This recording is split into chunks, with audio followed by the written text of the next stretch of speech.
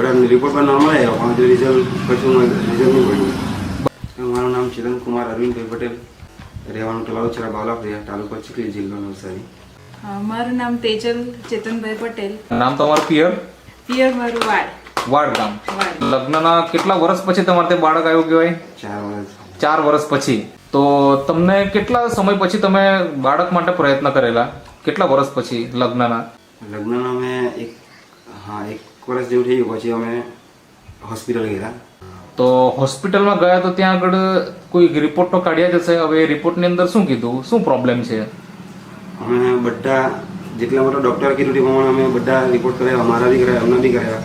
દોઢ વર્ષ સુધી અમે કન્ટિન્યુ ટ્રીટમેન્ટ કરી પણ ત્યાં બધા રિપોર્ટ પર નોર્મલ આવ્યો પણ રિઝલ્ટ કશું રિઝલ્ટ નહીં પડ્યું. આવું કેટલા સમય સુધી તમે ટ્રીટમેન્ટ કરાવી એક હોસ્પિટલમાં? એક હોસ્પિટલમાં અમે ગંડેવી લીમડાની આગળ 1.5 વર્ષ કન્ટિન્યુ અમે જેટલા પણ રિપોર્ટ કરવા કીધા એટલા બધા અમે રિપોર્ટ બધા સ્ટેપ પૂરા કરી દીધા. પછી એવામાં હું ચીખલી જતો હતો તો શું કરે આમ છે તેમ થોડી આ ટોપિક પર થોડી વાત થઈ, પ્રેગ્નન્સી ટોપિક. તેમણે મને થોડી આ પ્રોડક્ટ વિશે સજેશન કર્યું. અને પ્રોડક્ટ મેં 4 મહિના યુઝ કરી પછી મને મતલબ કે સૌથી પહેલા તો વાત કરી તો તમને વિશ્વાસ કેવી રીતના આવ્યો? મેં બીજાના ટેસ્ટોમોનિયલ જોયા પહેલા. ઓકે. વિડીયોઝ ને એવા જોયા કે જેમને આ પ્રોડક્ટ વાપરવાથી રિઝલ્ટ મળેલા. એટલે તમે પણ બીજાના વિડીયો જોઈને આ પ્રોડક્ટ વાપરી. કે આજે કહેવાય ને કે માર્કેટમાં તો સાચી વસ્તુ કરતા ખરાબ વસ્તુ વધારે મળતી હોય, ખોટી વસ્તુ વધારે મળતી હોય, તો વિશ્વાસ આવવો એટલે ખરેખર બહુ મુશ્કેલ છે. અને તમને વિડીયો જોયા પછી વિશ્વાસ આવ્યો અને ત્યાર પછી તમે પ્રોડક્ટ લીધી. કઈ પ્રોડક્ટ લીધી થોડી બતાવો. પ્રોડક્ટ લીધી અમે આ જે છે નેટસફ કંપનીની પ્રોડક્ટ નેચરામોર.